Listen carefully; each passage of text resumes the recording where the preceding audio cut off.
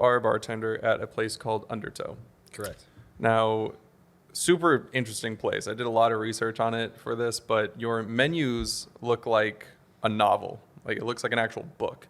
And half of the menu actually is like a chapter of this story. Yeah. Can you talk a little bit more about that? Yeah. So I jumped in on chapter 7, which was we're now on chapter 9. Just dropped a new menu a couple weeks ago.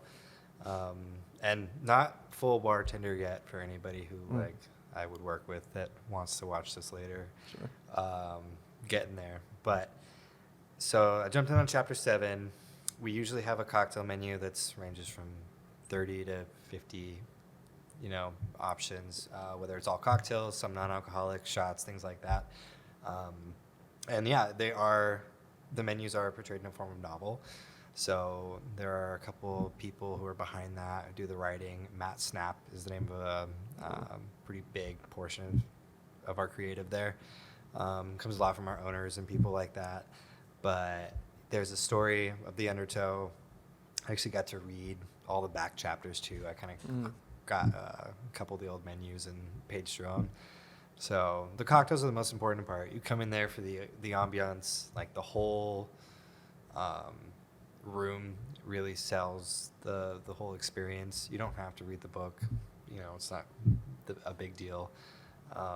No, but I like that though, because when it comes, it is really cool because I don't know a single restaurant that drops a menu like that. You know what I mean? Like they drop a chapter. Like just saying that alone just makes it much more ceremonial in my opinion. It's like an artist dropping an album. You know what I mean? It's like, wow, this is really cool. Oh, Undertow just dropped another chapter. Like we got to go back. Like there's something about this that gets people going back to it because there's this kind of, I don't know, there's something about dropping something new that is a restaurant. That's not something you think does happen. But when it does, you get very excited.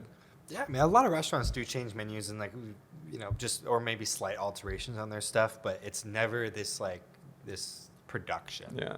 It's well, there is, but it's different. With this, it's tied to like lore, which I think is really cool. And that's like that for all 3 of our concepts. We have the train. They've got their own Platform 18 has their own book and lore, and then the Gray Hen has their own book and lore and everything too, or at least their own story depending on how they release it. So we don't have books for chapter 9 yet, but now we're in like the boats in San Francisco, and there's stories about the captain and some of the crewmates and how we got there. But what's really cool about the story is that each of the names of the cocktails that are in our originals come from the story. So it's like in the last menu, one of the our captain had to go. We were possessed by this curse, and we turned into demons, and a bunch of people died. So he had to go hunt down this dodo bird, and he needed to get the blood from the dodo to make the cure to save us or whatever. Wow, it's kind of cool, but name of the cocktail on the menu would be blood of the dodo, and you can order that. So it's, if you want to read it, you can dig in. You're like, oh, I like this part in the story. I want to try what you're thinking with that. So the writing comes first, R&D cocktail development comes next, and then finally piece together. And it's cool that they can kind of also collaborate with. If you've been a bartender there for a while, you can put stuff on that menu too. Oh, so that's cool. A lot of my friends have awesome drinks that are their own recipes that they spent a lot of time making and putting on there. So that's out there for the next year and a half. People can just order, and they've loved it. Wait, so how many chapters are there? Do you know when the story ends? Do you have that knowledge?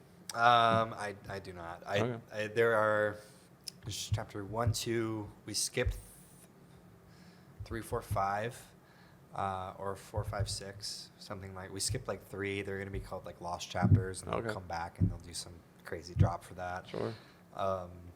A lot of this is also tied with mug releases, which are a huge thing in tiki culture. Mug releases? Yeah. What is that? Tiki mugs are just ceramic, or made from different materials, but different artists. You can contract them. They can be mass produced. They can be made only 100, only 50. It was such a new concept to me when I started working there, because people come in from other states, other countries, and they're looking for we want this mug commissioned by this artist to Undertow, and we're willing to pay a lot of money for it. and it's part of our collection, and it sits on our mantle. And I was so like, I've never heard of that before, and the first year that I was there, it just didn't make a lot of sense really. I was like, I would just rather buy that, spend that money in drinks. Yeah. Or I would rather, that's just more me. But it took me a while to understand the like culture behind it. There's this whole thing behind tiki, this escapism, which makes a lot of sense after working there and like seeing the ambiance, and why we're so successful at what we do is because we fed into that market and like what they want out of that. You can come in, smoke rolls over the floor. Mm-hmm. You can look out the window and you'll see the ocean and volcanoes and things, and there's music, and it's really like alive. And then there's like projections and some holograms and stuff that kind of make everything. And there's a thunderstorm that happens. Like it's so once I put that together, I was like, oh, makes a lot of sense. Makes sense. Yeah, I like the collectible nature of it. I think like Starbucks does a really good job with that. You know what I mean? If you go to any state, any city, right, they have like a very specific collection for like Seattle and whatever, Denver, Portland, like they have specific cups for that. And so people, again, it's kind of, I mean, I'm sure the business does this just to make sure people are coming back. And so there's something else bringing you back, and it's not so different than what Undertow's doing. However, there is something really nice about that collectible feature of it, where it's like, oh, we have to go to the Starbucks in Seattle. We have to do that. We have to get that mug. Like, I got to bring that. I got to get all 50. You know what I mean? Yeah, gotta have it. Yeah. So I love that collectible nature of it, and especially with like, again, with escapism, with the tiki culture, I think it's massive. That is exactly what they do. Like, they keep going with that collection. Now, with the Undertow as well, I had no idea there were other restaurants like with other themes as well. Like, I had no idea it was different stories and like that. Yeah. And with all this, they again have lore with them, and I love that. And do you think this, no pun intended, novel idea for businesses, like, do you think that is something that we're going to see more of as time goes on, or is it more just like a very specific culture within Undertow?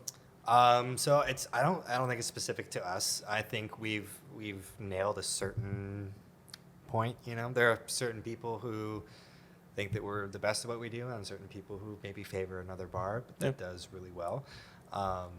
But as far as the like cocktail concepts, or speakeasies were like the thing, but everybody wants to go to a speakeasy. They want to go knock on a door and do a password, and they want the wall to flip around, and they want some guy in a bow tie back there, and they feel like they're doing something really cool, which, if you work there and you see that happen so much, it's like it kind of loses a little bit of its magic. But for like that's the other thing, is that with those kind of things you just can't make it gimmicky, because then it's a one-time.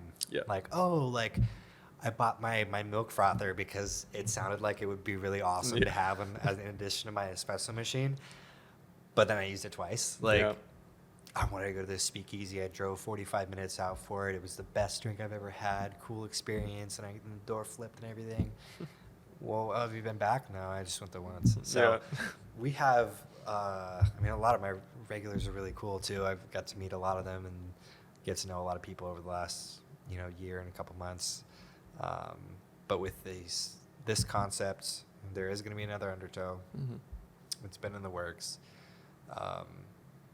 There isn't on the other two concepts yet, but there are more concepts, I think, maybe in the works. But I think it's like all over the country. There are theme bars and things like that everywhere. So that's. But I do think Undertow is kind of leveling it up with this lore stuff. Again, I love that idea. And do you have people come in and get drinks specifically based off lore? I feel like I'd be one of those customers. It's like I would read the chapter and be like, I gotta honor why I like this so much and get that drink. Yeah. So I guess I haven't been asked like, oh, like what's the first one in the story? I want to go like in order or anything. I haven't gotten that specific question. But we don't have the books for chapter 9 yet, and it's disappointing to some people, and I understand why. We just have the menu. The story's been printed. We're just waiting for there's a delay. So it wasn't us, but so people are disappointed by that. And I was like, really? Like, do you guys actually kind of read the thing? Like, we read the story, we collect it, and we want to check off every original drink and kind of know the thing. I was like, that's super cool. So They do. It's just not like all the time. Yeah.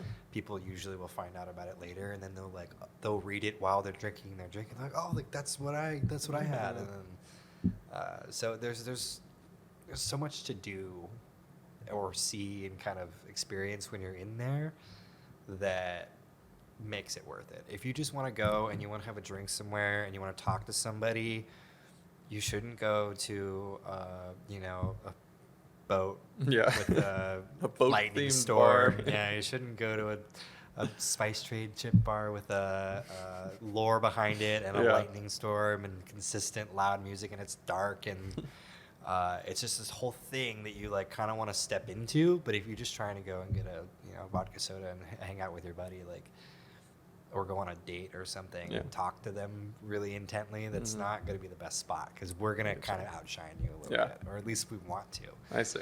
So people are going for like the spectacle of it all, like the experience. Of this. It's what you do when you're on your Friday night with your friends. Yeah. You want to do something like that, which is I think was cool that we're offering that. Yeah, I love that.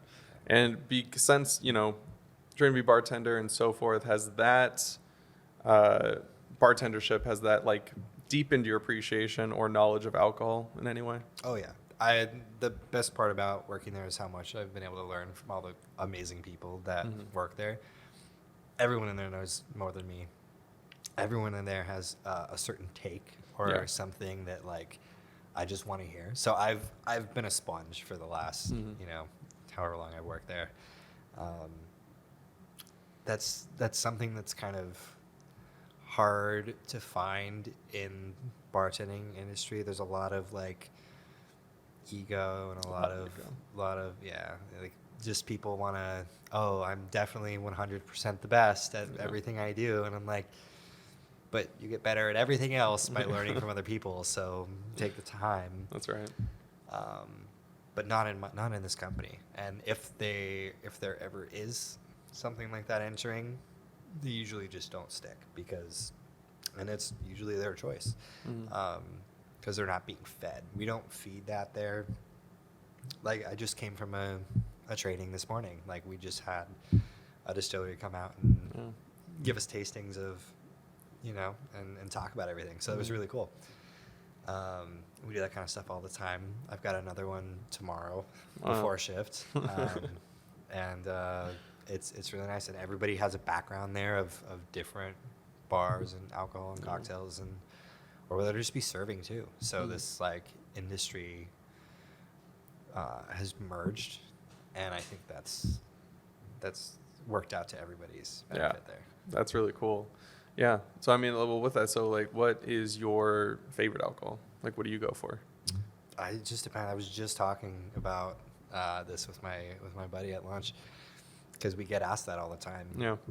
And it's really like when you kind of delve into spirits and not even just being a bartender, but just liking spirits. Even guests have this, like, all their opinions when they come in about what they like and what they want to do. You just develop an appreciation, especially when you do it all day, every day, for everything. Like, there are certain things when you first try them, you're like, I want nothing to do with that ever. And then you order a cocktail somewhere, and somebody that you know has put that ingredient in there, and they've used it properly, or they've used it to highlight something great about it. You're like, oh. So now not only do I hate that I don't hate that, but I want to figure out how to add it to like my tool belt. And I think that's super cool. So I don't have a favorite. There are things that I will tend to like buy more myself that I find are great values, or for regular drinking, or things that I would want to share with other people. I usually don't order the same things. I will get things for other people to try, because I know you've never had that, or you don't know what a savory cocktail would taste like. You don't know you just don't order those. Most people just don't do that. So I'm out with my parents, and I want to get them to try things that they don't understand, because they never took the time. It's cool to see like my dad likes something that I like. He's like, hey, you should try this. if you like this, this is gonna be like this, and then tries and is kind of blown away, like, oh, that's possible. There's so many things that are possible that, that's what I like about it. It makes sense. Yeah, I mean, I'm that way. I'm a very boring drinker. Like, I just do what I've done before, and that's kind of it. Like, I'll try stuff at our restaurant that bartenders make that are new, and they're just like, hey, try this. Like, I'll do that. But if I'm out, like, on my own and just getting something, like, I'm very basic with it. Like, I like whiskeys, that kind of thing. I like darker alcohols, that stuff. Yeah. But also, I think why I do like it, there was a time in my life when I, like, went to bed to Scotch documentaries every night. I don't know why, but I guess it just put me to sleep. But second, like, it was just amazing stories behind it. Amazing stories behind whiskey and Scotch, like incredible stuff. Like, you had like family feuds lasting over 100 years, wars, that kind of thing, like crazy thieveries, like insane stories. And it's all over, again, like a bottle of Scotch. Like, it's just wild. And so I love that. So I guess that's kind of why I have an affinity towards that alcohol, is because I just know a lot of stories behind it. I don't know any stories when it comes to vodka. I know zero stories when it comes to tequila. Nothing like that. I mean, I think like agave spirits, like tequilas and mezcals, have a lot of great stories behind those families as well. And a lot of them come from, like, especially with mezcal, will come from like smaller villages with stories behind those families. Like, there's one, I think there's more than one, but there's a few brands of mezcal that have like actually like handcrafted bottles. So they do that, and it's just such small production. So I think there's stories behind all the wine too. Like, there's so much to learn about everything. I mean, I heard stories today from the distiller that came to visit us. Like, everything has a story, and with Scotch, I totally agree. I like love the process. I love the divisions of Scotland, and how you can kind of taste like the terroir of the region in every place in it, but it doesn't always have to stick to that too, because there are things that are different. I mean, there's with distilleries and the feuds and the histories of the families too, like, there's so much to learn, and you can pick a spirit and be lost in a spirit for decades. And people have one thing that they drink like all the time. There are rum guys who I get to talk to all the time, and they're never gonna not know more than me about it. I think that's great. I don't want you to come in and me have to teach you everything. I'm not trying to teach you anything. I'm really, like, if you want to ask a question, I'm going to find the answer for you in the best way that I can. Somebody knows it if I don't. But if you want to come in and you're like, oh, like, what kind of rums from Trinidad do you have? They usually have this, and then like, oh, like, I actually happen to have these two, or like, it's limited, but I can help you out with that. And they want to know about the fermentation process and the distillation and what still was used and how long it's been aged and if it's been finished differently or if it's a blend of 2 or 3 and what the average age statement and what that means. And right. I remember you telling a story about the mezcal with like being vegan or something. Do you remember that? Oh yeah. Tell I was saying quick. that was crazy. Is that there's somebody came in and they were asking about one of our cocktails that featured a mezcal, and they had looked up the brand and found that the manufacturer, the distiller, had still used mules to carry, because it's somebody's gonna kill me for not knowing what it's called off the top of my head, but when you grind up the agave plant after you bake it in the ground, for mezcal, you pull this, like, traditionally you would pull this mule around in a circle with a big block on the back, and it would grind it all up. And using that method is not considered vegan because there's an animal use in the process. So she refused the cocktail because of the brand of mezcal. So I like those details as well. You kind of, I mean, she knew them before I did. Yeah. But now if somebody tells me that they're vegan beforehand, I also have to include that. Right. Which is such crazy knowledge to have. It's like, it's vegan not because there's animal in it, it's just it was used in the processing of it, and that alone doesn't make it vegan. Like, that's such deep knowledge that maybe is not super useful in your everyday life, but so interesting when it comes to this type of like sector of knowledge. Like, it's incredible. Alcohol goes so deep. Again, we're talking hundreds of years of history. We're talking so many families, so many companies. Yeah. insane, like just in the past century alone with like prohibition and so forth, like incredible stories of it. Like it goes deep. Like you could be like history books just based off like alcohol. Like that could absolutely be a thing. There are so many just giant collections of text around it too, and so much history. But I learned today, I mean, nobody's ever said it out loud before to me, but the people who came to visit talk today were talking about how it was Colonel Taylor's act to make bottle and bond whiskey, which is kind of government regulated, making sure there's no because before any of the FDA regulations, which this happened to be established prior to the FDA being founded, so America kind of cared more about its whiskey in particular than anything, penicillin or food that we were consuming. Making sure it was making sure the whiskey was good, which I think is hilarious. Honestly fantastic. That's a thing. The most American thing. Yeah, because people were taking like when you're distilling and you have the all the terminology today because so much brainwash. I get you. But there's a certain part of the distillation process you want to keep, and then anything too late is going to be bad, and anything too early is going to be too bad. And you kind of want to find the sweet spot, the heart of the distillation run of the run, heart of the run, I think is what they call it. You want to pull that out, and then before people weren't doing that kind of thing. People were making additives and distill it, or if you drink too far from the end of the run, like that's the alcohol that'll make you go blind, and if you do it too early, it's just toxic. It's not good. So you want to find the sweet spot. You want to make sure that you're drinking the best quality product. And before these acts were established, again, before we established any laws for food and drugs or anything, people were getting sick and dying of bad alcohol. Oh yeah. So we had to put a stop to it. But there's so much history baked into that, so many families, like you were saying.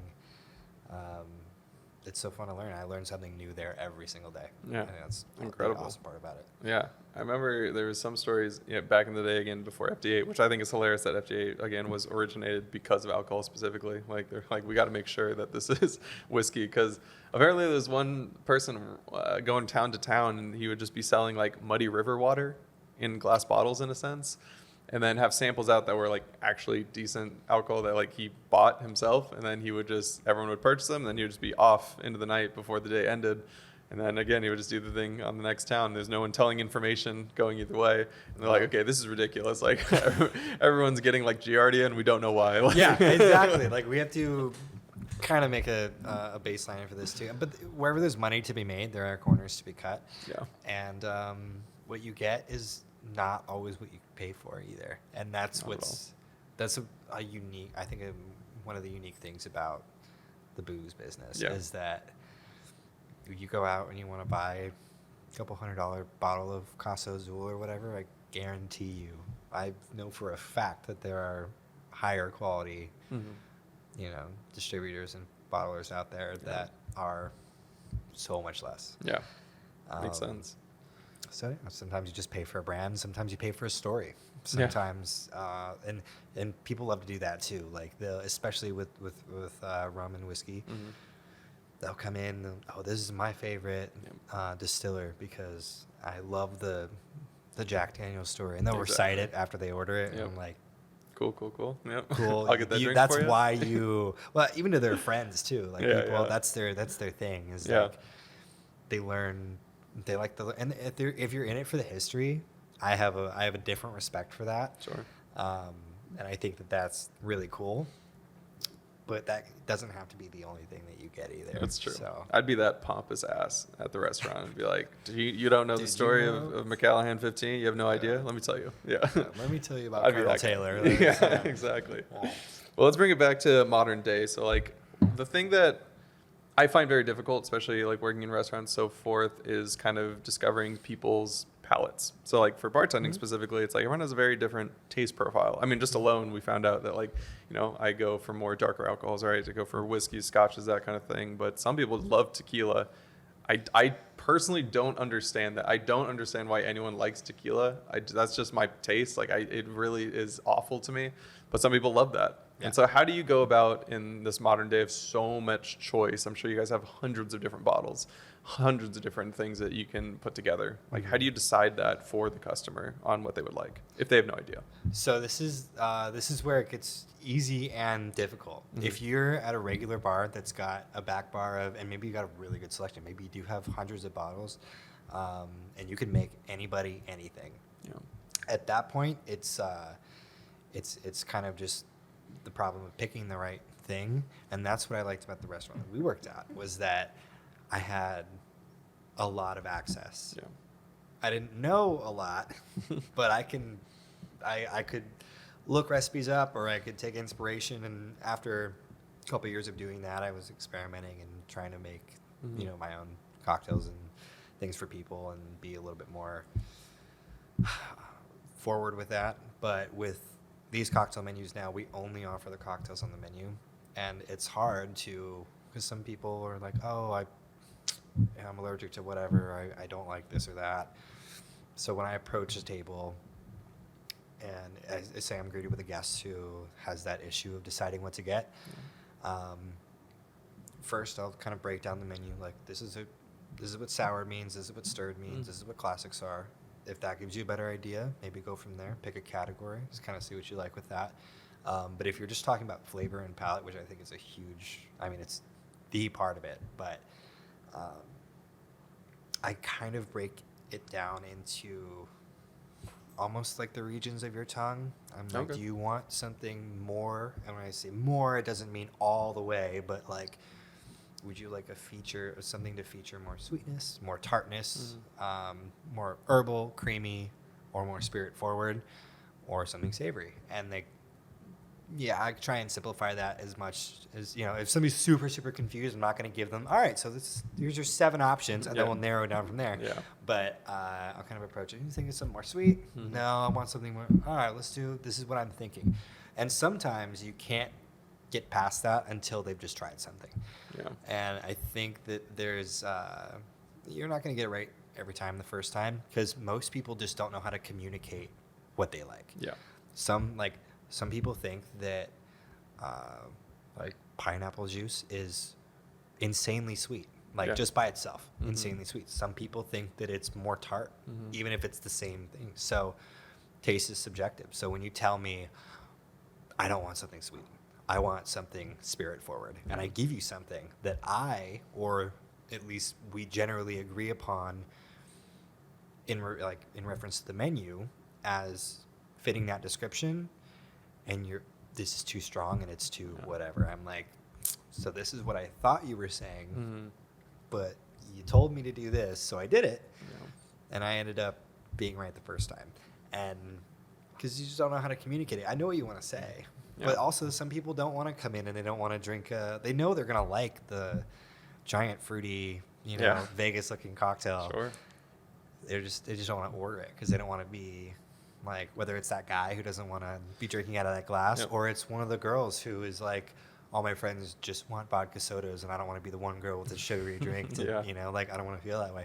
I see that everywhere, and my advice to that is just get what you want. Order what you want. Yeah. Like, I'm with if you're thinking so hard about what it's just a drink. Yeah. It's a drink. You're already you're setting aside the time to have a good time outside of whatever your daily life is, to come to a bar or come to my bar that has a lot of cool things going for it. Don't overthink.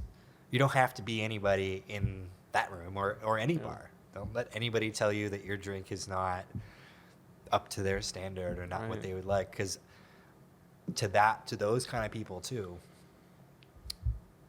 there is a tequila cocktail that I can get for you that you would like, for sure. Okay. It would take me a while, but I believe it. maybe not that long, but hopefully not. I believe it.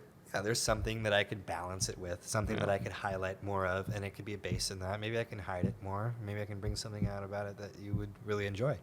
But I get what you're saying too, is where it's like, you shouldn't worry about the optics of what you're drinking. Like, I learned this somewhat early on too, luckily, because I was that guy. Like when I first turned 21, I was out at a bar. I'm like, you know, what old fashions, right? Manhattans, whatever it is. It's like, yeah, you got to look tough out there for some reason. I don't know for who. Like I really don't know for who. Like no one's looking, so it doesn't matter. Yeah. But it was actually John Padilla, who's like a frequent on this podcast. He goes out, he gets the fruitiest drink he can. And he did that like first time out, and I was like, "Oh, really? Like that's just okay to do?" And he was enjoying himself. I was like, "I don't even know if I like my drink." Like, yeah. And I'm like, if I'm spending like $12 to $20 per drink, like I should probably like it at the very least. Yeah. And yeah, so I learned that from him, and I was like, "Oh, like it doesn't matter. Like no one's actually looking at you. There's no optics here at all. You can just get that fruity drink, whatever you think you'd like, and just move on with your night and have a better night because of it, and not be, you know, limited down to this not so great drink, but it looks better to you. You don't have to do that." No, that's so huge. Just the bartenders too. Everybody, even servers. You go out, and you are like the opposite of everything that you experienced that day at work. Like you go out, you get a beer and a shot, and you just order the first thing you see on the menu because you don't want to be a problem, and you also don't want to like you just want the base. You don't want anything crazy. You just want the basic. Yeah. And it's the same thing with everybody. I mean, I think when like mechanics don't actually have their cars in working order all the time, or like, you know, like it's that kind of caveat. Yeah. I don't want to be served when I go out either. I just want, I don't need you to be like glee about everything. And I would appreciate it if I'm not like on a date and paying for the experience, but like right after shift, I'm not looking for that. Yep. Don't worry about it. I'm still going to tip you very well. I just want you to come out and get my stuff to me. Yeah, let's do the fundamentals. We'll call it a day. Fundamentals, that's all I want. Yeah. So, why do you need 2 keyboards? What's that? Why do you need 2 keyboards? None of them even work. They both did work at one point, but over time they kind of just fallen apart. Like you can see like the panels like ripped off over there. Oh yeah. And like maybe this one does work, but no one ever plays it. Plus we have more. So like me and Josh, who's also another roommate here, like produced music for a while. We still can, but we just don't anymore because we have different priorities. And so we just have like keyboards everywhere. So we have like more in those rooms too, which is crazy. Yeah. But that's why. What is the difference between like a modern keyboard like that and like a synthesizer? Is one and the same? There's no difference. I mean, they're the exact same actually, right? So that and a synthesizer is the same exact thing. It's however many keys on a board, programmed in. The difference between these two exactly though is that one are weighted keys. So that means when you press down, you can like have weight to it, and you have different velocities depending on how loud, like an actual grand piano. Right. This one is not weighted, so no matter how hard you push, it's the same exact frequent like velocity sound.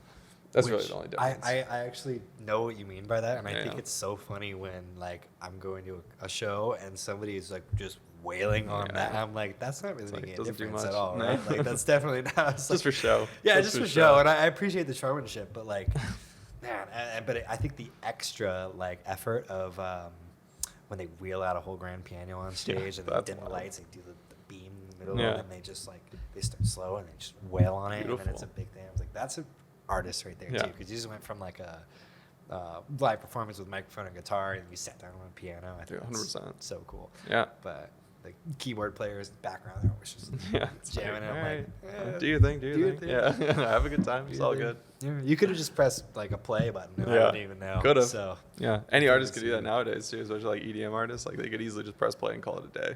No one would know. Shaq does, right? Shaq, I was just gonna say, yeah.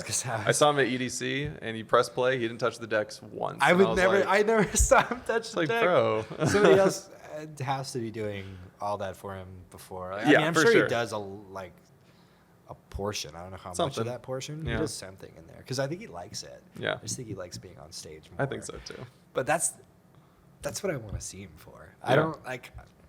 I'm not waiting for Shaq's album to drop. Yeah, exactly. I would like it.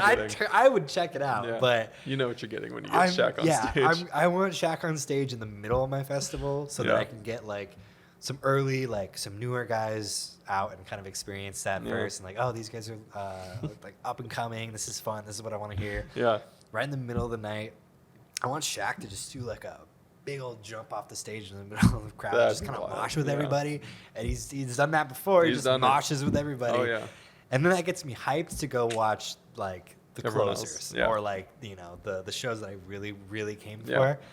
He's a great Like it brings so much energy to festivals. A spectacle. Dude, I mean, he's also like legitimately massive. Like he looks like a giant on stage. Like you don't see it until you see him in person, but you're like, dude, you're two men. Like that's what you are. You're like two men in a trench coat. Like you're a massive being. Like he's so huge. And I mean, I wasn't that far from him when he was at Gold Rush. Yeah.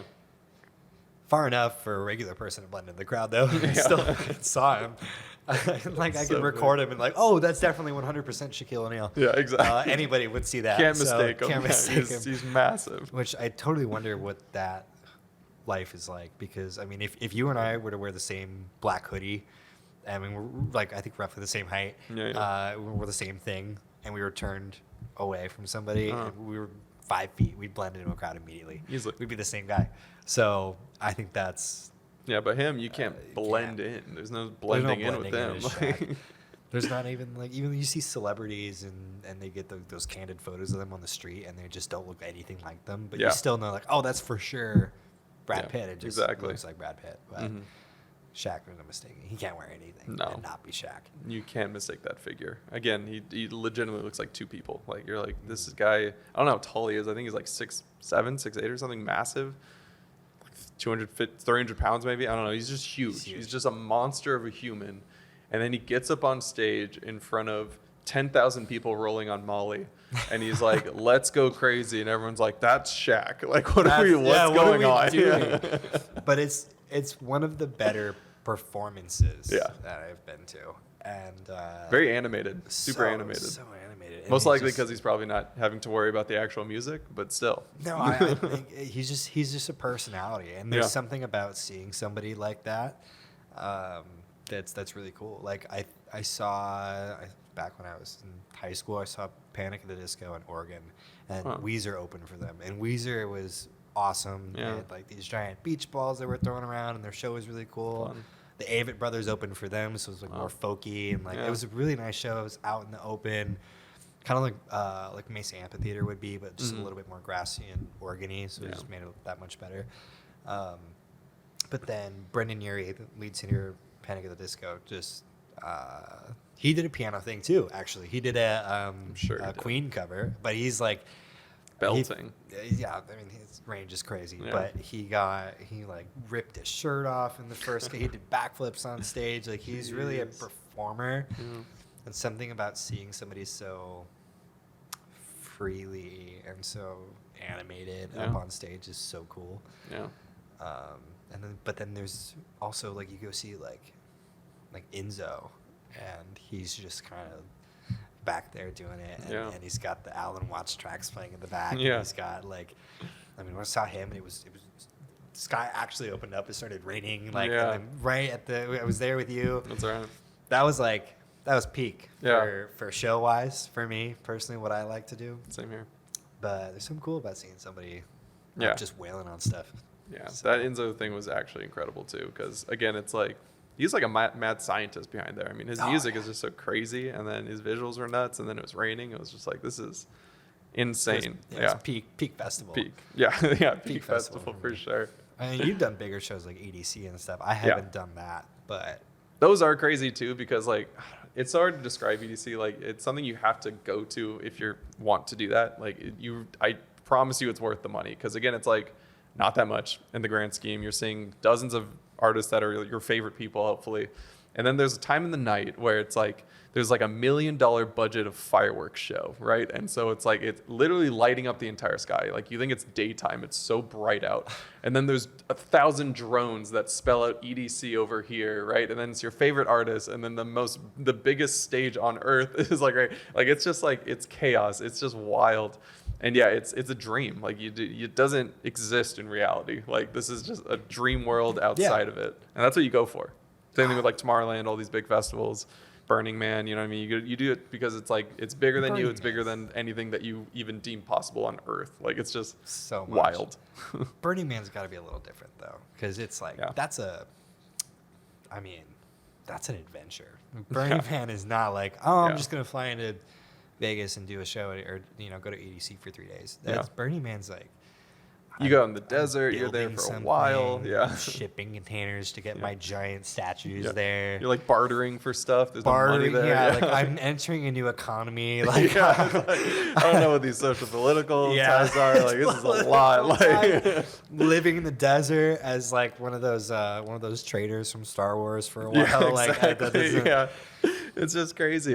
So I knew someone that worked there, and he's like very much a Burning Man type of person. Just me saying that, you probably have a very clear visual of what this person Fully. looked like and sounded like. Yeah. That's him.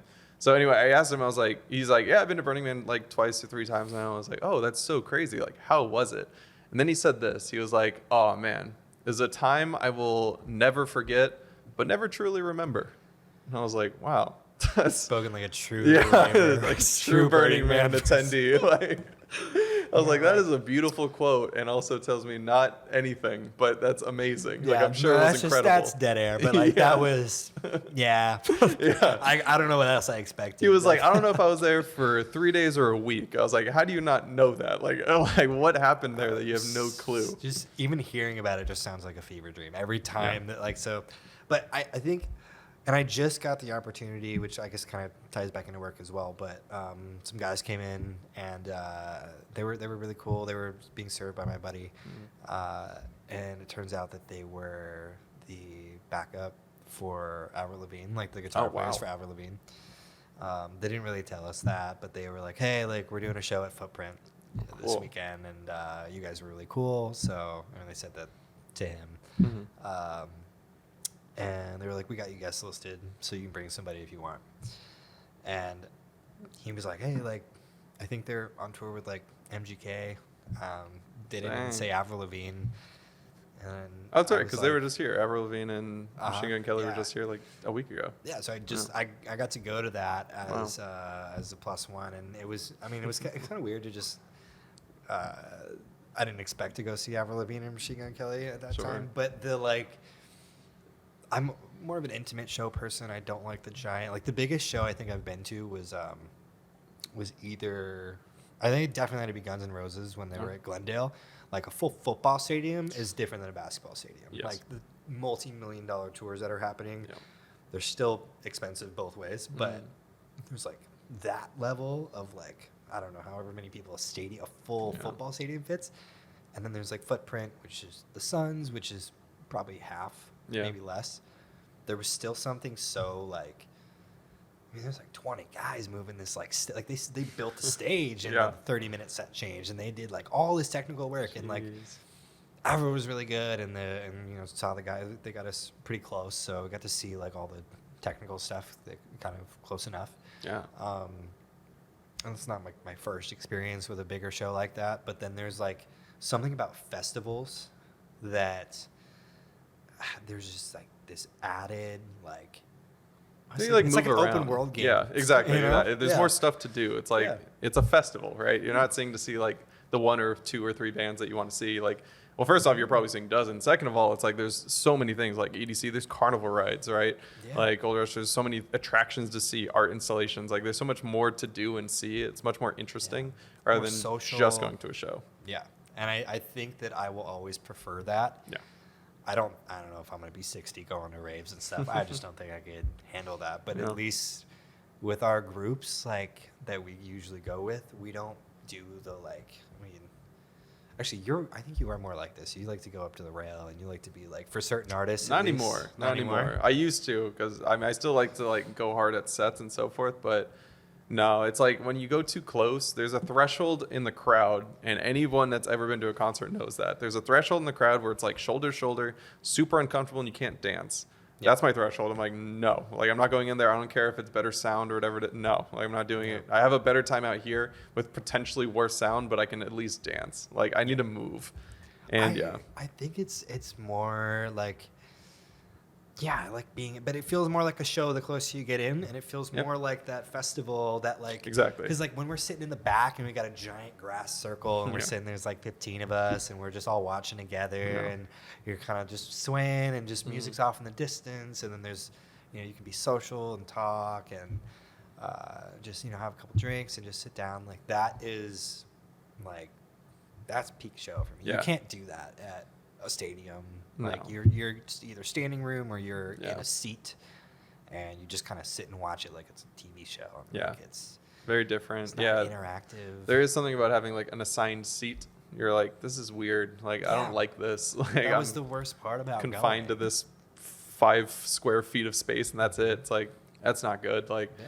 you definitely need to move around, I think. Like, again, I like the festival vibes a lot more because, yeah, I want to move. I want to chill. And again, that's, I think, I don't know, like, what's a better story, right? Like, going up to the rail, but you can't move at all, but you're enjoying this artist. Or, like, being a little bit more in the back, chilling with your friends, giving light shows or whatever, and just kind of, like, dancing with strangers, that kind of thing. That's so much better of a time to me than being squished in by people you don't know, and it's so hot up there, and you can't dance. So And it's hot. like, what are we doing? Like, are you enjoying yourself? I'm not sure. And then that's just like that's where like the younger crowd usually goes. Yeah. Like I touched Diplo's shoe. Like, Yeah. You're like, okay. dude, Diplo's at everything that I go to. Yeah. I don't just see it like 7 times. Do I have to sit through Diplo again? Yeah, I mean, exactly. no offense to Diplo, but Right. I mean, it's like that crowd of people, and I've taken people like that to shows before, and they want to be, it's their first one, so Yeah. of course I get them, it. I let them do that. I was there. Yeah, I was there at one point. So, I mean, like, yeah, I get it. yeah, I wanted understand. to be that. I did that a little Yeah. bit. Yeah. Yeah, so with the cocktail stuff too. So I wanted to ask this as well. When it comes to that, okay, so I've never been a bartender. Let me say that right now. And it interests me because I was having this conversation with London, whom maybe he's done some bartending. I don't know. Either way, we're talking about service industry in general. And it's so different because, how do I put this? Okay, so for, let's say, like a full-time job at a company or something, what really shines is your hard skills, right? Your technical skill within whatever. Like if you're a software engineer, you have to be an amazing coder, right? If you're a salesman, you got to be really good, whatever. But when it comes to the restaurant or customer service in general is soft skills, right? Those have to be, that's what like differentiates you from a good to a great server is like, Yeah. how good are you at just being social and figuring out what people want and like solving problems, right? But when it comes to bartending specifically, that is a little bit different because hard skill does now matter a little bit. You got to make a good drink. So I kind of want your opinion on this. Like, what do you feel is a little bit more important, soft skills or hard skills when it comes to the bartending specific part of customer service? It is, at least in my environment specifically, it's both. If you work at like, a dive or just like a regular bar, it's more soft for sure because you don't have to make, like, there's no pressure. You don't need to, and there's no desire for you to push a $25 cocktail. Yeah. You want that person to like you, and you want to sell them 6 beers or whatever. You don't need to just cash in on this like one True. thing. You don't need to impress them with you just do it fast and you do it well, and you can be kind of, everybody has their favorite bartender.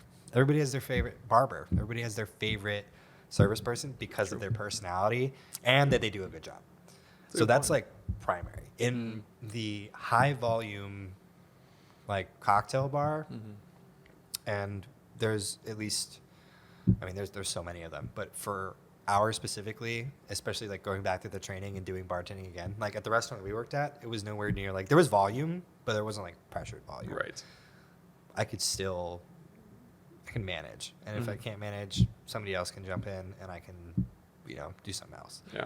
It wasn't like, tickets had to get out and there's technical stuff and people are yelling at you and doing that stuff. But at mine, your well is in front of guests. Like, and so were ours, but Right. not as, I don't think it's as intimate. I see. So they're closer than you and I are right now Yeah. to you. And you've got all of this as your station. They're like right here. Yeah. So you have to, and you're serving half the bar top, and you're communicating with a server and a bar back and the other bartender. So like 6 people, usually at once you have to be listening for while you're talking to the 2 in front of you the whole time. You got to keep them entertained. So you can't be like stuck and like focused on, you can't just be silent and standing there and just pouring stuff and shaking stuff. Like you don't have to be consistently talking to them, but you have to be both. You have to be soft, the soft skills have to shine, but then you also have to be efficient and accurate and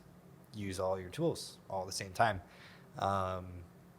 So I think that like the training, it's like I forgot a little bit of that, to be honest. And I never went through this level of training either. So before it was all kind of like self stuff or through, some of the people that you know. And it was a lot more kind of casual. Yeah. And I didn't put as much to that. But now, as I take it more seriously, there's so much multitasking. There's so many things that you're always thinking. Like, you go up to a table as a server and you take their order while you're talking to them, like that's like a easier multitask. Much easier. When you have to build 6 cocktails and they all have Different 12 recipes. ingredients in Yeah. them, and you have to remember the order in which to most efficiently do that, and then you have to shake and stir different things, and you got to do that all while holding a conversation with those guys and listening for when everybody else needs help, and making sure that everyone's on the right time slot too, because you're only allowed in there for like 90 minutes. Yeah. So there's so much time management and being efficient on top of just being personable and making sure that everybody's having a good time. So That makes sense. in this specific environment, I'd say it's very even. Yeah. A good balance. Other places, it's not. Like, if you're dive, way more just friendly, casual. Just be like, you go out after work too. You just want to say what's up. They get a beer to you in like 10 minutes. It's like not a big deal. Yeah. It's not ideal, but Right. then on the other end, you go to a club.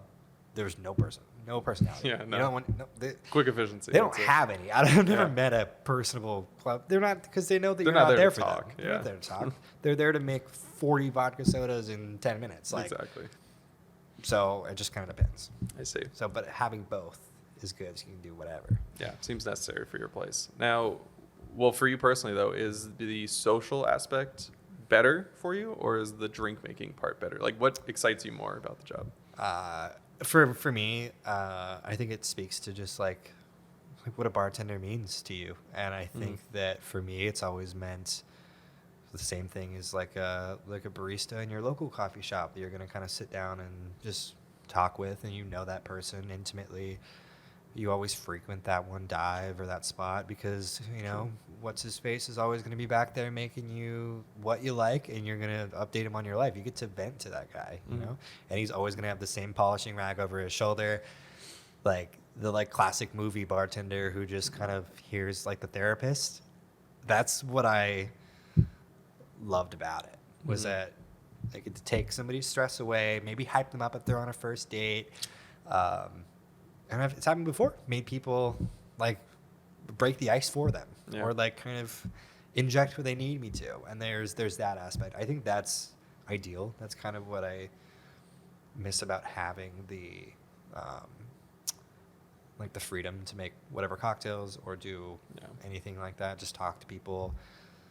It's a little bit harder to do that in our environment, but the skill is just so valuable and so much fun too, because there's this time where you're like in the well. I remember it from the restaurant we had too. Like, it's just, you're in the well, you're cranking, you've got like 7 tickets to come through, and you just have to go. And like, it's so, there's like this rush of like, I'm going to catch up, I'm going to get this all done, and I want to do it. And it's not like, oh my god, like I'm drowning. Like, you get in the weeds, it's fun. That's how you know that you like being in the service industry, at least for food and stuff, is that you like drowning a little bit.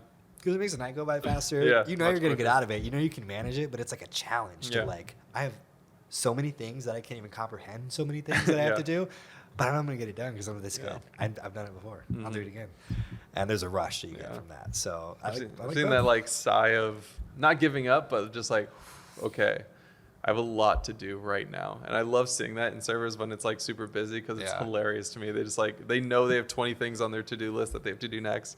And they just like take a quick breath and they're like, all right, let's just get through this. And then they go. And I just love that, because like serving in a busy, like the busiest time of day, that kind of thing, when you're in the weeds, it's like a war zone almost. People are just like going left and right. Like, it's just chaos. Like, everyone's just doing what they need to do, and it's good. There's times when people like, get cut or something because they like, scrape themselves on a table, and then they just have to like put some paper towels over it and like tourniquet it, keep going. Like, for sure. Like, it's something so fun about that. And I love drowning a little bit. I'm with you. Like, I like being in the weeds. It's like, it's more fun. Like, it's just more fun. But you don't feel like, at least for me, I mean, there are times where I'll be like annoyed because I shouldn't be this weeded, or it shouldn't be. And it's either my fault or someone else's, and you can see that I'm a little bit annoyed. or maybe even a little stressed, but that's not most of the time in the weeds. Like Yeah. describing this to people who don't do this probably doesn't make a lot of sense. Yeah. But there's something like I'm in my best mood to just bullshit with everybody. I'm in my Mhm. best mood to just be like kind of lighter on my feet. Like Mhm. I'm just I don't know, I'm like the starting five for the Lakers. Like I'm just in there Yeah. having a good time, getting the job done.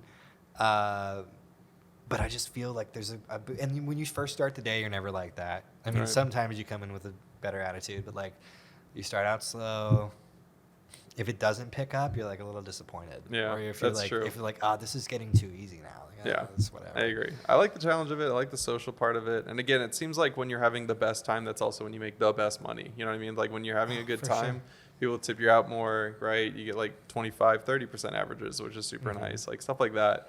And there's something really cool about that because, like, what's the alternative, right? Like a 9-to-5 job where you're getting the same exact every time, doing the same tasks, that kind of thing. It's like, it's a little bit more monotonous and a little bit more soul sucking. There's something about restaurants that you have to be on your feet. Your blood is pumping. You're being social. You have to Yeah. like keep using your muscles. Like, it's a much more human job, let's say. You know what I More mean? human. Much more human. And more, I think to add to that, like you never hear like, yeah, some offices probably have great communities and stuff like that too. But I mean, you're in a cubicle or you're locked in and that's like water cooler areas is the best part of your day or like Yeah. the lunch break.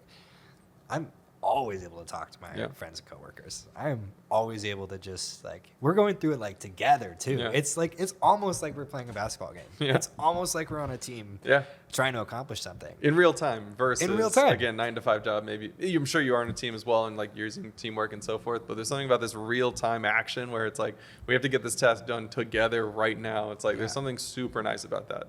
Much bigger bonding experience. I mean, So much. again, I've worked 2 9-to-5s in my life for a year each, and I've worked restaurant for like 4 to 5 years of my life. I can tell you right now, like the bond from service people, working with service people is Oh, so it's much so much deeper, higher. so much deeper than 9-to-5 working, just like, you know, bullshitting to get on with your day, that kind of thing. Like it's such a different vibe. Yeah, this one, it's like you work together, you accomplish the task, and like now you have this deeper bond because of it. And that happens on a real time basis multiple Yeah. times a night. Like it's just so nice. I think that's why people want to do it for so long too. It's not looked at as like a super high end like job that you want to stick for forever, but Yeah. there are a lot of people who do it, and there's a reason for that because you can always change careers. Like Yeah. you can always make it different. You can go work that 9-to-5. Like nobody's not gonna hire you as a teller or something. Like, Right. So there's a reason for it, and I think that's a huge part of it. Like when we first, I mean, I think you worked at Bobby's before I did, Yeah. but like the social aspect after and days off was like still like you work with these, like you live with these people, Yeah, and you go they're through family. a lot with these people, but you still on your days off can't get enough of Yeah. most of them. You hang out with those people. Like that's Yeah. what you do. And on it's your like days off. all of them. Like there's Yeah. never like, oh, like it's only going to be. It's never like clicky, or Yeah, at least no. in the best times it wasn't. That's right. I think that was the cool part. I So, agree. Well, I think at this point it's good to plug that you also have a podcast. We do. It's called Not Too Sweet It is called Not Too Sweet. on Spotify, Apple, everything. On everything. On Yeah. everything. That's awesome. On everything. So I wanted to ask a bit about that and kind of get into this kind of podcasting, content creation in general. Yeah. Like, what made you want to get into podcasting specific? Let's start there. Like, what made you want to get into that? Yeah. So I had the number one reason that I wanted to start a podcast and start making any kind of content was just that I want to be able to have like a log of my 20s, 30s, however long I want to do it, and some of my favorite people are going to have perspectives, and I'm going to be sharing the decisions and steps that I've taken in my life on that podcast, and then I'm going to reap the consequences, good or bad, of those later. And I kind of want to look back and be like, man, I was so stupid right now. Like, I can't believe I was considering that, and then I did it, and it was wrong. Or, like, I was thinking about this great decision this early. Why didn't I do it sooner? Like, Yeah. and then, like, oh, I remember that guy. Like, I haven't seen him in so long. Mhm. And I kind of want just to be able to go back and look. Like, I'm not somebody who takes a lot of photos or records a lot of videos. Like, I don't even have a camera for my podcast set. It's all audio. I don't need, we're thinking about it. You've been slowly convincing me, to be honest. Yeah, it's mostly just for that. Like, if people want to listen to it and people start liking my friends and community and stuff, I'm more than welcome to come and hang out. But it is a little bit more of a selfish reason, I think. Which is perfectly fine. I think people have the misconception about content creation, and this is where they go wrong. They think that people get into content creation to get famous and make money. Like, that is the prime reason why people do it. The problem with that is that, like, okay, so like people run, right? And not try to run marathons or be ultra marathoners or break records. They just run because they want to reap some benefit of the activity. That's where content creation can come in too. I don't think you need to try to be famous. Like, content creation teaches so much. It teaches video editing, right? Framing, photography, lighting, scripting, researching, organization, right? So many benefits. And yet people still think it's like, oh, you're just trying to be famous. It's like, dude, I am not famous right now. And I don't care if I ever do become famous. I'm going to continue this because the benefits that I'm reaping from this hobby is much more than I guarantee than you're getting from your hobbies. Yeah. Like, it's incredible amount of change. Gain so many skills, and at least interpersonal as well. Like, oh yeah, I never sit down and have a structured conversation for 2-3 hours. Like, sometimes, but it's maybe I'm not giving it my full mental attention. It's almost public speaking, and I think that's really important as well. Huge. But yeah, the technical side, super cool. I've never opened, video or audio editing software before. Like, never needed to, and kind of wanted to. And I dug into it. And I was like, this is actually really cool. It's an infinite world, and I think if more people, like, I think we do need more content creators, but not more content creators with the goal of getting famous. I don't think we need that. What we need is more content creators as if they're picking up painting. Right? Yeah. You're going to pick up painting. You're not trying to be, the next big painter. Like, that's not what's happening there. You're like, not going to make a Monet, and you won't do it if you want to try to. Either. Yeah. Like, maybe if you dedicate your life, maybe then. Maybe. And that's a strong maybe. But again, if you get into content creation, like as if you're picking up painting, again, like, you're going to learn storytelling, right? You're going to learn so many things. Like, it's going to be so nice. But then again, like, once you do that, I guarantee you're going to reap the crazy benefits that I'm feeling right now with content creation. And the nice byproduct of this whole thing is that people will watch and enjoy it. Yeah. That'd be nice, right? That'd be a good thing because you're only going to get better at it. Yeah. And then the byproduct is maybe you do get famous. Like, maybe then you can make money, and then maybe you can make it a living. Like, wouldn't that be nice? But it only starts if I think you treat it as if it was, like, again, picking up painting, a hobby. Just do something to get better at something. Well, I think it boils down to intent, right? Yeah. And because people can read that, like, whether they get fooled by a clickbaity title or like something that they want to see or just hear about for a couple minutes. Like, the people who make content for the sake of being famous or making money off of it are doing it in cheap ways, and there's so much out there and a lot of it is very well produced. A lot of it's really good stuff.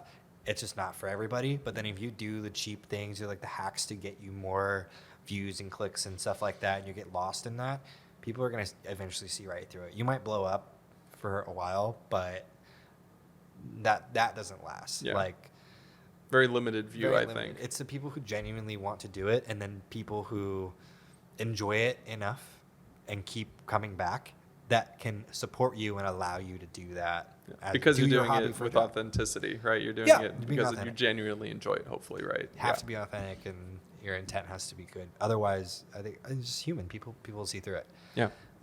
But again, that's not even the goal. Like, I would almost want it to not go anywhere. I just would want that option to be there so that people would want to maybe that's an incentive for a guest to be there. Yeah. Is that they can, feel like they're on a show and they're getting a lot of views and there's an audience wanting to hear them. Sure. Maybe that's a benefit. Maybe they'll bring some people out of their shell. But like, if I was the only person to ever rewatch them, I think I'd be fully okay with that. Yeah. So, I think so too. And yeah, so like with that, I'm still podcasting obviously and trying to get as many conversations as possible, but also I never thought I would do this, but I was like, you know what? I want to get into more storytelling, video making, like that kind of thing. And so I'm doing one right now where I'm doing a 30-day challenge, I guess. It's hard to say it's a challenge because it's not really like challenging. But so like I'm carrying this notebook everywhere I go for 30 days. okay. And the reason why is because like Leonardo da Vinci always carried like paper on him and like Yeah. parchment, and always wrote down anything. Could be anything from like world-changing inventions to grocery lists. Like it was just anything and everything he wrote down, and I thought that was so interesting. And so I was like, I'm going to try that, see if I change anywhere. I learned that you have around more than 6,000 thoughts per day on average. Yeah. Like you have 6,000 thoughts per day. I mean, imagine how many of those are unnecessary, first of all. Probably most. But how many of those are like golden nuggets of insights or profound knowledge that you're just letting completely be forgotten? Probably a lot. There's over time, yeah. I think maybe not even profound knowledge. I think there are more things that you maybe glance over that would just benefit you like tomorrow. Yeah. Like it doesn't have to be Exactly. like great. It's like, you know what? I should wake up 10 minutes earlier and shower. Yeah. That was a great time for me to think about that. And That's then right. you might forget about it, but then you write it down, you want to do it. And that's exactly what I did. Yeah. Like again, I like in this journal right now it says like wake up at 7:30, and I usually wake up at like 9. You know what I mean? Yeah. And I did Just it. try it. Just because I wrote it down though. It was the simple nature of like putting it externally on a external ledger that I made it. It's very difficult to not do it once you wrote it down. Right? Go to the gym and you write it down. It's very difficult to not go at that point. Cross You're off like the list. Yeah, exactly. So it's like it's something you were nice about saying that since you started scheduling podcasts or setting aside specific time, Yeah. that you've kind of like filled out a calendar of the rest of your itinerary for the day or the week, and that's been super beneficial as far as structure goes. And you probably now have a set time to go to bed or a set time to wake up.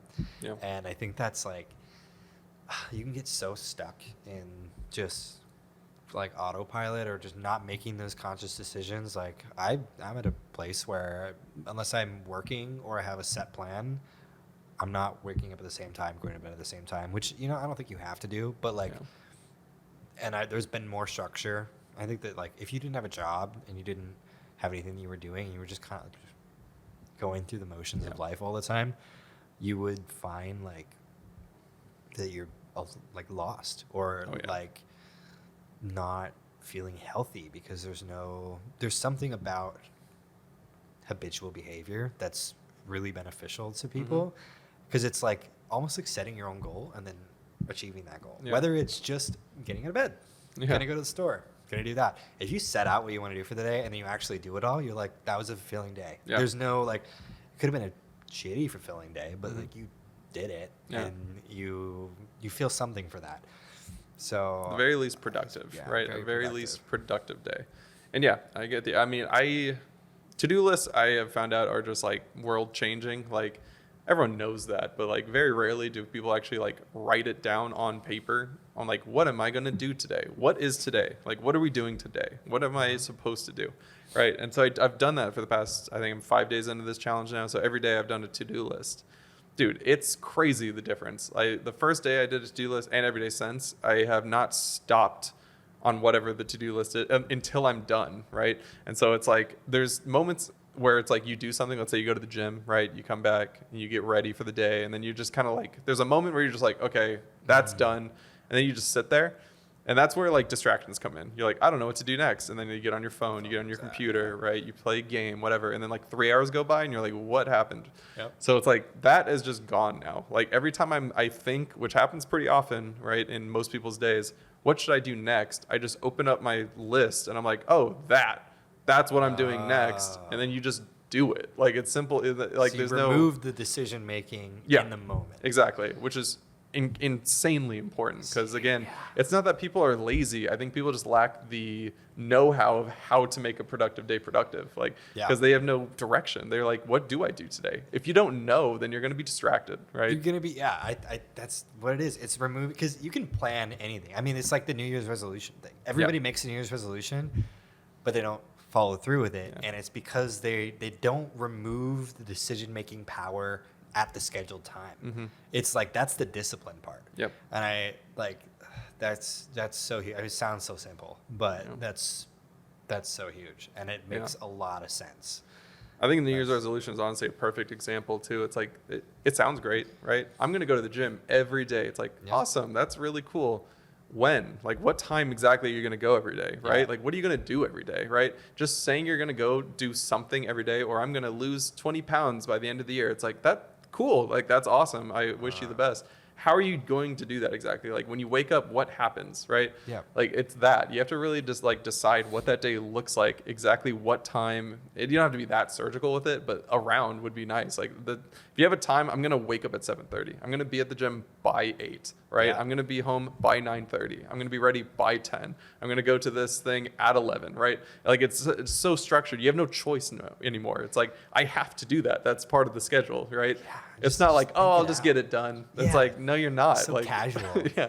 But when you're like middle school, high school, you do that all the time. Like, Yeah. mom tells me I have to wake up at 6 to go to school, and then after school, Yeah. There's nothing. Maybe you got like football practice or something. Yeah, Maybe. yeah. But then after that, like, what are we doing? It's like, yeah. I'm You going to don't- play you don't games. plan the times in your like Not whoever. at all. No kid I ever like interacted with ever had in between what they had to do, what they had planned. Like, Yeah. all right, I'm gonna do this, and then I'm gonna go do my homework here. Like, Mhm. nobody does that. I don't know a lot of adults that do that either. Yeah. I don't know. It's true. Very many adults that do that, Yeah. and the ones that I do tend to have a lot more structure. Like, exhibit that kind of behavior are usually a lot more successful. Yeah. And again, I want to preclude that with this, that like, that wouldn't have happened if it wasn't content creation. Like, I do want to bring it back to that, like, listen, That was like, motivation. yeah, it's, have you ever read like Atomic Habits by James Clear by chance? Super No, famous you brought book. it up. It's really cool. Oh, if, actually, I Do you just know got it? the audiobook. Okay, I haven't yeah, started dude. it, but I just used. I was like, where did I Incredible. get that from? Yeah. Incredible book, life-changing as well if you want to like start building good habits or deleting bad habits. But what he says in the book is that like it's called habit stacking. So once you start a good habit, it's super easy to start another good habit on top of it. So another one is like, if you go to the gym, if right after you go to the gym, let's say you do like a 10-minute meditation or something, it's really easy to do that all of a sudden versus just trying to start something fresh, like going to the gym. Like that's actually really difficult to do. But once you start the habit, it becomes easier. But once you start that first good habit, the second, third, fourth, fifth is like super simple Those to get do. easier too. And Yeah. again, it shows because like just this past week, like again, it all comes back to the journal and like writing things down. I started meditating again. Right. I started doing yoga every day, gym every day. Right. I started reading books every day. Like Right. it's just something about it that like once you start something good, it's a lot easier to do the next thing that's also good.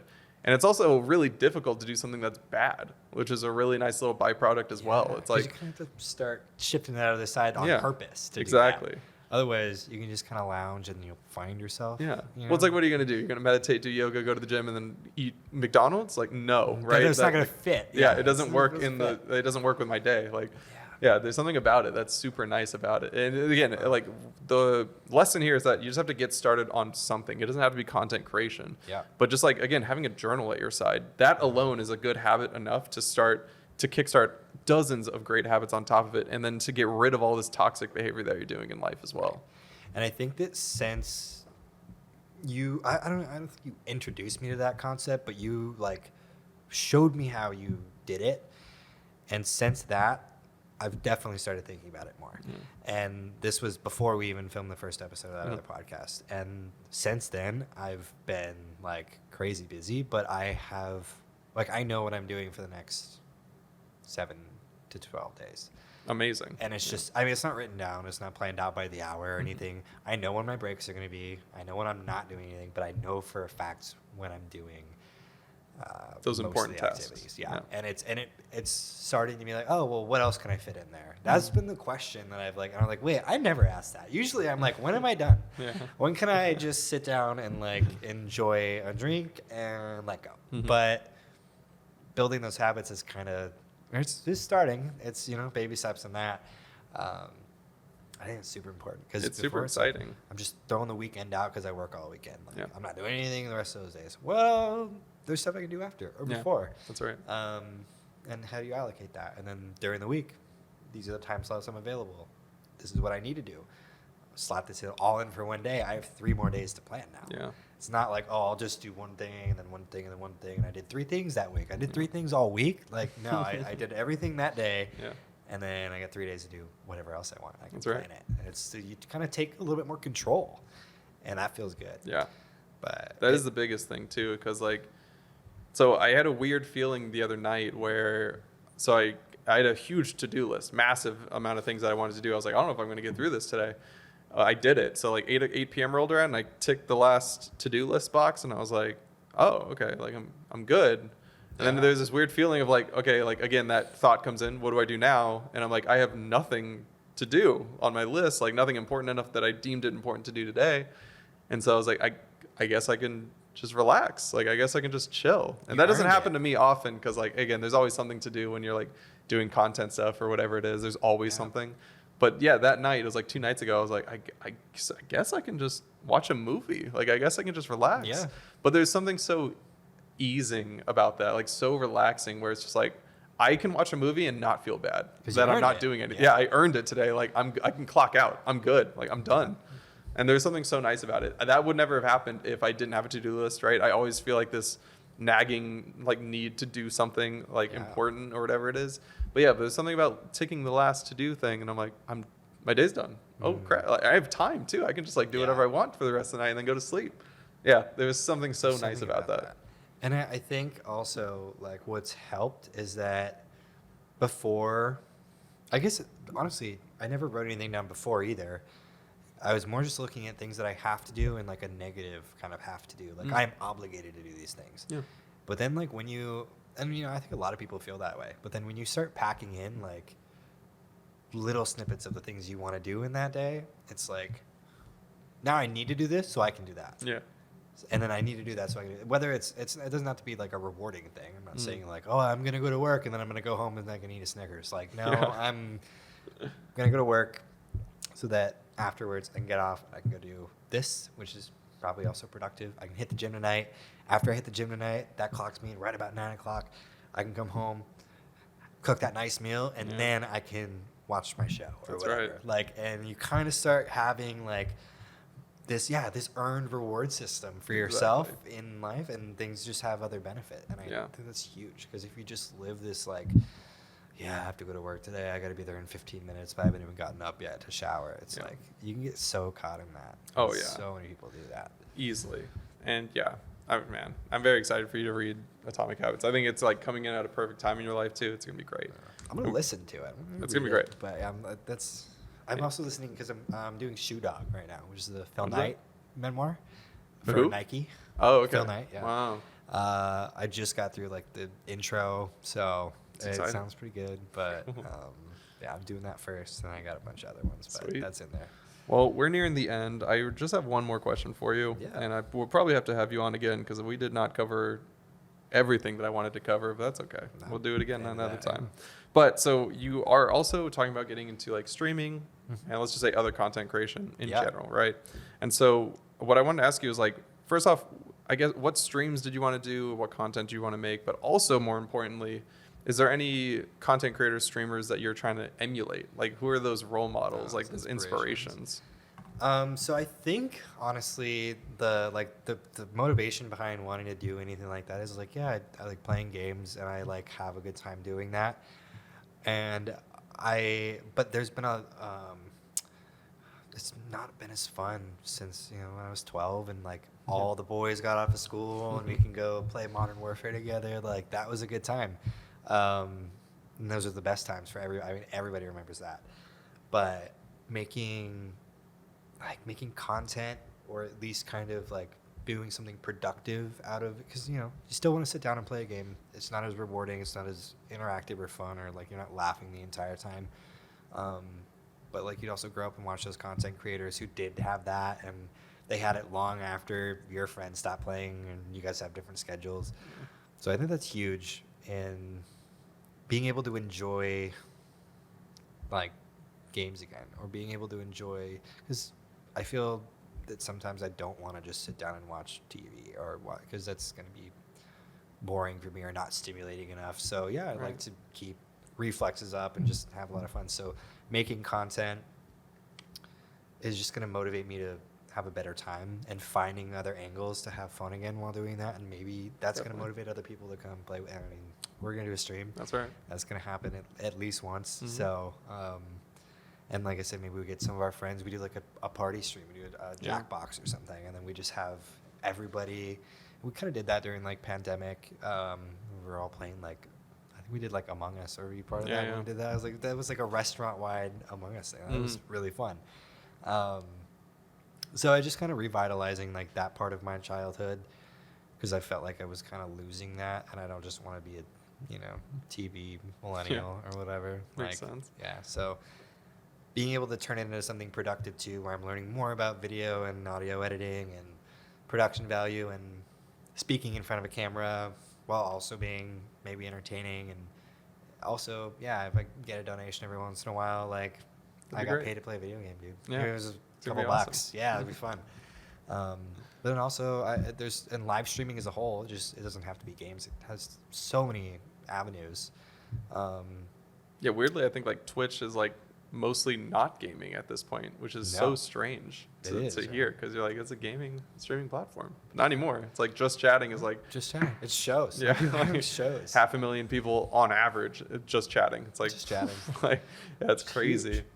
Crazy. Wait, so is there any streamers, any content creators that you're trying to emulate? Anyone that like speaks to you that you're like, dang, I like what they're doing. I would love to try something like that. So I don't know if I specifically follow anybody anymore that I just want to keep up with like their life. Or, I mean, I do, but not to a degree that I would like want to emulate. It's more just if there's nothing else to watch, then I'll do that. I mostly am quote unquote productive in my content searching and viewing and stuff. It's like I'm looking for like tech news and things like that. Something specific. Yeah, like you watch a lot of LTT and things like that. Like I think I just keep up with what's late and great and hobby-wise, car stuff, tattoos, things like that I just like to, cocktails, obviously. Things that I like to learn about. The Royal Institute is actually one of my favorite channels. Have you seen some of their stuff? I have not. It's the Royal Institute is I think it's gotta be a real place, but it's like this giant classroom in London, and they talk about like astrophysics and just things that are just like so crazy over my head, but they're like 2-hour lectures and it's free, and it's like these crazy smart people who talk. Like I'll fall asleep to those, and this guy's just like educating on what they know about the fourth dimension or black holes and things like that, and I'm just like, I'm so into that for an hour and a half of free stuff. And they do it in kind of like an entertaining way. It's not just a boring lecture. Yeah. It's like exciting topics too. It's kind of voluntary, so it's not like a school course. So educational stuff, a lot of podcasts. Big into like Chris D'Elia's Congratulations. Like listening to him a lot. New podcast with his brother is really good. Tiger Belly, Trash Tuesday, things like that. Also great. So a lot of good content that I just like to have something in my ears too. That's why I do audiobooks. I like memoirs. Have you heard Matthew McConaughey's or read Matthew McConaughey's memoir? Green Lights? Yeah. It was not killer. Yeah, that was like, amazing. I like Matthew McConaughey. Like I didn't really. I honestly didn't. On him. I didn't like know too much about him going into it. But it was such a good book. Yeah. Such a good, like the part when he's on the Amazon in his dream, and and then I came, and I was like, what? Wait, hold on. What happened? Yeah. But then there's so much to that too, where it's like his intent and the steps he took, and I like memoirs for that reason. Yeah. That's why I'm going to the Nike Incredible life thing. Stories. Yeah, definitely you should definitely listen to the Nike guy one. All right, I will. Right. That's good. Well, I mean, it's dope that you're not like trying to completely, emulate as someone specific. Like, I think that's a good place, right? Yeah. Starting from like almost no direction, I think is like a great place to start, in my opinion. Like, I think it's just like super freeing, and also goes into more of like the hobbying part of it, the learning aspect. Like, I think that's super important. Right. I think that's a big part of it. Is like I don't want to recreate anything. There's no fun in that. And that's why it's slower starting for me. Like I got one episode out. I've got my stream and everything set up. I just haven't I'm waiting for I'm searching for the idea, but I'm like waiting for the idea. Makes sense. I'm waiting for I gotta do it right now. Yeah. This is the thing I'm doing right now. I have people lined up who want to do the show later or the podcast or whatever. But when it comes to streaming, personal content, I don't want to just make TikToks about stuff or do whatever. It's going to be meaningful. I'll be one of those guys who uploads once every couple months. Maybe not for podcasts, but it'll be I put everything into that video or everything into that, and it'll be like, hey, that's a good content creator in my opinion. Yeah, I so love it. it's getting stuff out, rapid stuff. You're a little bit more on the ball because you're very like knowledgeable on this already, and you haven't started that. I mean, how long have you been doing this for? Like not just podcasts, but just Creation in general. yeah. YouTube just told me it's been a year today. I don't know if that's accurate. In a year, you just have so much shit though. You A put year out so since much the channel content. started. I think I uploaded my first video in like September or something. But yeah, Okay. something like that. Yeah. It's been like a little bit less than a year since my first video, something like that. Yeah, but technical stuff like your production quality is fantastic. You've got so It's a many lot. venues for things. You Yeah. have like all this stuff scheduled out. Like you're busy through doing it, and Yeah. like you're always on all of my feeds and stuff now, which is Mhm. great. And I think that's your route to doing it. I think Mhm. my route is going to just be a little bit more of a slow burn, and Yeah. I'm super okay with that because I want the product to reflect like a collective piece Mhm. of a time period. And it's Yeah. so weird to say because it doesn't really I don't think it makes a lot of sense there, but like one idea that took 3 months to develop Yeah. or 2 months or whatever, I see. rather than the daily stuff. The daily stuff's fun. Yeah. And I like doing it. I like recording and doing that stuff, but bigger projects Mhm. I think sound more Appealing. up my alley. Yeah, and I'm with you. I like, again, that very recently that also sounded very appealing to me. That's like, oh, I'm doing this. Like, this is going to take 30 days to film, and I'm going to sift Right, through yeah, things like that. hours of footage, right, and like really script this thing together and make a story. Like, it's going to be like a long process. But yeah, there's something about that I'm like, you know what, like, yeah, again, like podcasts are great and I love them and I'm going to continue doing them. But like, yeah, I do want to do a little bit more. I guess effort is the word. Is like I want to throw something myself into something that's Yeah. like much bigger. Like kind of like share like my authentic experience with something. Yeah. Like you know the guy I Did a Thing Yeah. YouTube. You know that guy I too? know that. Man, that's crazy. When he's like he'll upload every few months, but Yeah. then he'll be like, yeah, so I made a hammer that also, it's like it's gunpowder. Yeah. Like this gunpowder powered hammer Yeah, or you're whatever. like- And I'm like, what? And I tune into that, and it's not just about him building the thing. Yeah. It's like, see him like joking Yeah. and frolicking through a river, and he's wearing an apron, he's barefoot. It's like a deep video. It's yeah, a deep like, it goes video, in. and I'm like, I'm watching an episode of this. Yeah. I'm not just watching this guy I guess like an easier version of that is like Backyard Scientist or Yeah. whatever. He's like, he does the thing, Mhm. and it's cool, and there's like a climax, and then like Yeah. it happens, and then he talks about it. But like, I like those like yeah, more just intricate deeper, episodes. like I learned more about what that guy's been doing for the past 2 months. Yeah. Like other aspects. Yeah. So I'm I with think you. That's cool. Well, that's awesome. Well, again, thanks so much for coming on. You're definitely going to have to be on again at some point. We'll figure it out. Yeah. But Do it soon, yeah. man. And then again, all of his stuff, all the links, everything will be in the description. So we got you there. Fantastic. Awesome. Yeah, All right. thanks for Until having next me time, on. everyone.